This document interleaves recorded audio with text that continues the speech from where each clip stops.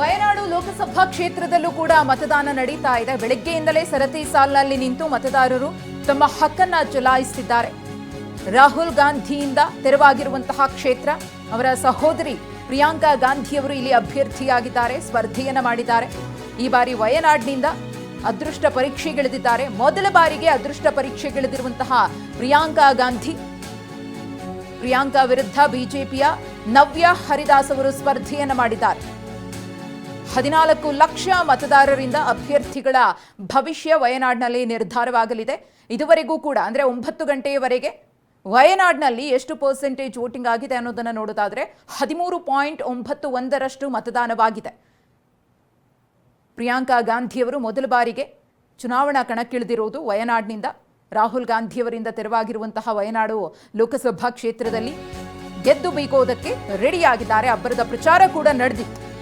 ವಯನಾಡಿನಲ್ಲೇ ಬಿಡುಬಿಟ್ಟಿರುವಂತಹ ಪ್ರಿಯಾಂಕಾ ಗಾಂಧಿ ಮತಗಟ್ಟೆಗಳಿಗೆ ಭೇಟಿ ನೀಡ್ತಾ ಇದ್ದಾರೆ. Priyanka Gandhi Saint Joseph Convent ಸ್ಕೂಲ್ನಲ್ಲಿರುವಂತಹ ಮತಗಟ್ಟೆಗೆ ತೆರಳಿದಂತಹ ಪ್ರಿಯಾಂಕಾ ಗಾಂಧಿ ಹಳದಿ ಸೀರೆ ಉಟ್ಕೊಂಡು ಮತಗಟ್ಟೆಗಳಿಗೆ ಪ್ರಿಯಾಂಕಾ ಗಾಂಧಿ ಭೇಟಿ ಕೊಟ್ಟಿದ್ದಾರೆ. ಇವತ್ತು ಇನ್ನು ವಯನಾಡು ಲೋಕಸಭಾ ಕ್ಷೇತ್ರಕ್ಕೆ ಉಪಚುನಾವಣೆ ನಡೀತಾ ಇದೆ. ಯಾಕಂದ್ರೆ ರಾಹುಲ್ ಗಾಂಧಿ ಅವರು 2 ಕಡೆ ಚುನಾವಣೆಯನ್ನು ಕಂಟೆಸ್ಟ್ ಮಾಡಿದ್ರು ಕಳೆದ ಬಾರಿ. 2 ಕಡೆ ಗೆದ್ದಿದ್ರಿಂದಾಗಿ 1 ಕಡೆ ರಾಜೀನಾಮೆಯನ್ನು ಕೊಡಬೇಕಾಯಿತು. ವಯನಾಡು ಕ್ಷೇತ್ರಕ್ಕೆ ಅವರು ರಾಜೀನಾಮೆಯನ್ನು ಕೊಟ್ಟರು. ರಾಯಬರೇಲಿ ಕ್ಷೇತ್ರವನ್ನು ಹಾಗೆ ಉಳಿಸ್ಕೊಂಡ್ರು ರಾಹುಲ್ ಗಾಂಧಿ. ಸೊ ಹಾಗಾಗಿ ವಯನಾಡು ಕ್ಷೇತ್ರ ಕಾಂಗ್ರೆಸ್ನ ಒಂದು ಭದ್ರಕೋಟೆ ಆಗಿದೆ. ರಾಹುಲ್ ಗಾಂಧಿ ಈಗಾಗಲೇ 2-3 ಬಾರಿ ಅಲ್ಲಿಂದ ಕಂಟೆಸ್ಟ್ ಮಾಡಿ ಗೆದ್ದಿರುವಂತಹ ಒಂದು ಉದಾಹರಣೆಗಳು. ಸೊ ಹಾಗಾಗಿ ಗಾಂಧಿ ಕುಟುಂಬದ ಕುಡಿಯೇ ಇಲ್ಲಿಗೆ ಬರಬೇಕು ಅನ್ನುವಂಥ ಒಂದು ಒತ್ತಡ ಇತ್ತು. ಸೊ ಹಾಗಾಗಿ ಪ್ರಿಯಾಂಕಾ ಗಾಂಧಿ ಅವರನ್ನ ಇದೇ ಮೊದಲ ಬಾರಿಗೆ ಅಲ್ಲಿ ಕಣಕ್ಕಿಳಿಸಿದ್ದಾರೆ. ನೋಡಿ, ಪ್ರಿಯಾಂಕಾ ಗಾಂಧಿ ಕೂಡ ಮತಗಟ್ಟೆಗಳಿಗೆ ಭೇಟಿ ಕೊಡ್ತಾ ಇರುವಂತಹ ಈ ದೃಶ್ಯ. As I've said many times before, my expectation is that the people of Wayanad give me the chance to repay the love and the affection they've shown me and to work for them and to be their representative.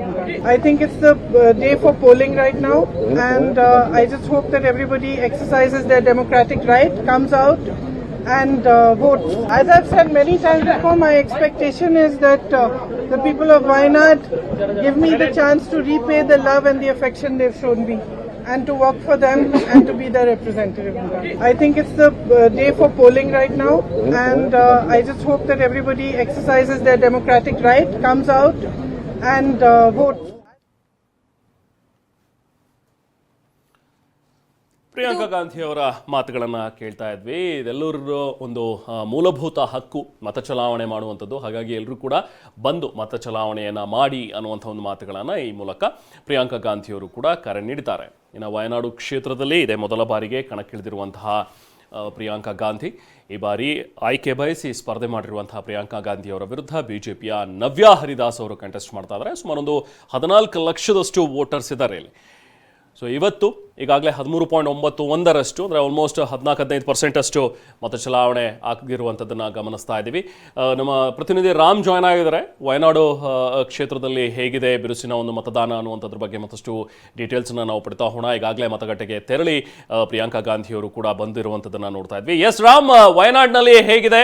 So ಏನೇನು input ಸಿಗ್ತಾ ಇದೆ ವಯನಾಡಿನಿಂದ? ಈಗ ಬಹುಶಃ ಕಾಂಗ್ರೆಸ್ನ ಒಂದು ಭದ್ರಕೋಟೆ ಈಗಾಗಲೇ ರಾಹುಲ್ ಗಾಂಧಿಯವರು ಪ್ರತಿನಿಧಿಸ್ತಾ ಇದ್ರು. ಹಾಗೆ ರಾಹುಲ್ ಗಾಂಧಿ ಅವರನ್ನ ಆಯ್ಕೆ ಮಾಡಿದ್ದಾರೆ ಸಾಕಷ್ಟು ಸರಿ. ವಯನಾಡು ಅಂತ ಹೇಳಿದ್ರೆ ಕಾಂಗ್ರೆಸ್ನ ಒಂದು ಭದ್ರಕೋಟೆ ಅಂತ ಹೇಳಿ ಹೆಸರಾಗಿದೆ. ಈಗ ಪ್ರಿಯಾಂಕಾ ಗಾಂಧಿ ಇದೇ ಫಸ್ಟ್ ಟೈಮ್ ಅಲ್ಲಿ ಕಂಟೆಸ್ಟ್ ಮಾಡ್ತಾ ಇರುವಂತದ್ರಿಂದ ಹೇಗಿದೆ ಅಲ್ಲಿನ ಒಂದು ವಾತಾವರಣ, ಚಿತ್ರಣ, ಏನ್ ಮಾಹಿತಿ ಇದೆ ರಾಮ್? ರಮನ್, ಖಂಡಿತವಾಗಿಯೂ ದೇಶದ ಬೇರೆ ಬೇರೆ ಭಾಗಗಳಲ್ಲಿ ಉಪಚುನಾವಣೆಗಳು ನಡೀತಾ ಇದ್ರು ಸಹ ವಯನಾಡು ವಿಧಾನಸಭಾ ಕ್ಷೇತ್ರದ ಏನು ಉಪಚುನಾವಣೆ ಇದೆ, ಲೋಕಸಭಾ ಕ್ಷೇತ್ರದ ಉಪಚುನಾವಣೆ ಇದೆ, ಸಾಕಷ್ಟು ಗಮನವನ್ನು ಸೆಳೀತಾ ಇದೆ. ಯಾಕಂದ್ರೆ ಇದೇ ಮೊದಲ ಬಾರಿಗೆ ಪ್ರಿಯಾಂಕಾ ಗಾಂಧಿಯವರು ಈ ಒಂದು ರಾಜಕೀಯವಾಗಿ ಚುನಾವಣಾ ಅಖಾಡಕ್ಕೆ ಧುಮುಕಿದ್ದಾರೆ. ಖುದ್ದು ಅವರೇ ಆ ಒಂದು ಮಾತನ್ನ ಹೇಳಿದ್ದಾರೆ. ಅಂದ್ರೆ ಈಗಾಗಲೇ ಅವರು ಅಲ್ಲಿ ಪ್ರತಿ ಬೂತ್ಗಳಿಗೆ ಹೋಗಿ ಅಲ್ಲಿ ಭೇಟಿ ನೀಡಿ ಪರಿಶೀಲನೆ ಮಾಡುವಂತಹ ಕೆಲಸವನ್ನ ಮಾಡಿದ್ರು. ಆ ಸಂದರ್ಭದಲ್ಲಿ ಮಾಧ್ಯಮಗಳ ಜೊತೆ ಮಾತನಾಡಿದಂತ ಅವರು ಕಳೆದ 30 ವರ್ಷಗಳಿಂದಲೂ ಸಹ ನಾನು ರಾಜಕೀಯದಲ್ಲಿ ಬೇರೆ ಬೇರೆ ಹುದ್ದೆಗಳನ್ನು ಅಲಂಕರಿಸಿ ಕೆಲಸ ಮಾಡುತ್ತಾ ಬಂದಿದ್ದೇನೆ. ಅದೇ ಚುನಾವಣೆಗೆ ಇದೇ ಮೊದಲ ಬಾರಿಗೆ ಸ್ಪರ್ಧೆ ಮಾಡಿದ್ದೇನೆ. ಖಂಡಿತವಾಗಿಯೂ ಸಾಕಷ್ಟು ಒಂದು ಆತ್ಮವಿಶ್ವಾಸ ನಲ್ಲಿದೆ ಎಂದು ಮಾತನಾಡಿದರು. ಅಷ್ಟೇ ಅಲ್ಲ, ಸಾಮಾಜಿಕ ಜಾಲತಾಣದ ಮುಖಾಂತರವಾಗಿ ವಯನಾಡು ಕ್ಷೇತ್ರದ ಜನರಲ್ಲಿ ಮನವಿಯನ್ನು ಸಹ ಮಾಡಿದರೆ ಎಲ್ಲರೂ ಹೆಚ್ಚಿನ ಸಂಖ್ಯೆಯಲ್ಲಿ ಮನೆಯಿಂದ ಹೊರಗೆ ಬಂದು ಮತವನ್ನ ಚಲಾಯಿಸಿ ಅನ್ನೋ ಒಂದು ಮನವಿಯನ್ನು ಮಾಡಿದ್ದಾರೆ. ಖಂಡಿತವಾಗಿಯೂ ತಾವು ಹೇಳದಂತೆ ವಯನಾಡು ಏನಿದೆ ಇದು ಆ ಒಂದು ಕಾಂಗ್ರೆಸ್ನ ಭದ್ರಕೋಟೆಯಾಗಿದೆ. 2018 ಮತ್ತು 2023 ಎರಡೂ ಬಾರಿಯೂ ಸಹ ರಾಹುಲ್ ಗಾಂಧಿ ಇಲ್ಲಿ ನಿರಾಯಾಸವಾದಂತಹ ಒಂದು ಜಯವನ್ನ ಗಳಿಸಿದ್ರು. ಅದೇ ಹಿನ್ನೆಲೆಯಲ್ಲಿ ಈಗ ಏನು ಬದಲಾದಂತಹ ರಾಜಕೀಯ ಪರಿಸ್ಥಿತಿಯಲ್ಲಿ ತಮ್ಮ ಸ್ಥಾನಕ್ಕೆ ರಾಜೀನಾಮೆಯನ್ನು ನೀಡಿದ್ರು. ಅದರಿಂದ ತೆರವಾದಂತಹ ಒಂದು ಸ್ಥಾನಕ್ಕೆ ಇವತ್ತು ಚುನಾವಣೆ ನಡೀತಾ ಇದೆ.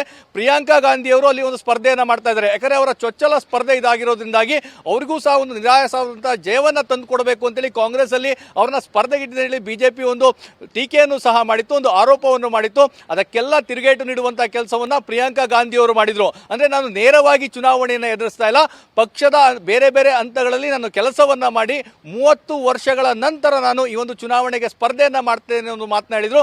ಹೀಗಾಗಿ ವಯನಾಡು ಕ್ಷೇತ್ರ ಏನಿದೆ ಸಾಕಷ್ಟು ಕುತೂಹಲಕ್ಕೆ ಕಾರಣವಾಗಿದೆ. ಅಂದ್ರೆ ಈಗಾಗಲೇ 2 ಬಾರಿ ಗೆಲ್ಲಿಸಿರುವಂತಹ ಕ್ಷೇತ್ರದ ಜನರು ಮತ್ತೊಮ್ಮೆ ಏನು ಗಾಂಧಿ ಕುಟುಂಬದ ಒಂದು ಕುಡಿಯನ್ನ ಕೈ ಹಿಡಿತಾರ, ಮತ್ತೆ ಆಯ್ಕೆ ಮಾಡ್ಕೋತಾರ ಅಂತೇಳಿ. ಯಾಕಂದ್ರೆ ಮತ್ತೊಂದು ಕಡೆ ಬಿಜೆಪಿಯಿಂದ ನವಿ ಹರಿದಾಸ್ ಅವರು ಇರ್ಬೋದು, ಅದೇ ರೀತಿಯಾಗಿ ಸಿಪಿಐನಿಂದ ಸತ್ಯನ್ ಮೊಕೆರೆ ಒಂದು ಪ್ರಬಲವಾದಂತಹ ಸ್ಪರ್ಧೆಯನ್ನ ನೀಡಿದ್ದಾರೆ. ಇಲ್ಲಿ ಒಂದು ತ್ರಿಕೋನ ಸ್ಪರ್ಧೆಯನ್ನ ವಯನಾಡಿನಲ್ಲಿ ನಿರೀಕ್ಷೆ ಮಾಡ್ತಾ ಇದ್ರು ಸಹ ಎಲ್ಲೋ ಒಂದು ಕಡೆ ಏನು ಗಾಂಧಿ ಕುಟುಂಬಕ್ಕೆ ಈ ರೀತಿಯಾದಂತಹ ಒಂದು ಫೇವರ್ ಆಗುವಂತಹ ಒಂದು ಸಾಧ್ಯತೆಗಳು ಕಂಡು ಬರ್ತಾ ಇರೋ ಹಿನ್ನೆಲೆಯಲ್ಲೇ ಮೊದಲ ಚುನಾವಣೆ ಅವರು ನಿರಾಸವಾಗಿ ನಿಲ್ಲಿ ಅಂತೇಳಿ ವಯನಾಡಿಗೆ ಪ್ರಿಯಾಂಕಾ ಗಾಂಧಿ ಅವರನ್ನ ತಂದು ನಿಲ್ಲಿಸಿದ್ದಾರೆ ಅನ್ನೋ ಮಾತು ಕೇಳಿ ಬರ್ತಾ ಇದೆ.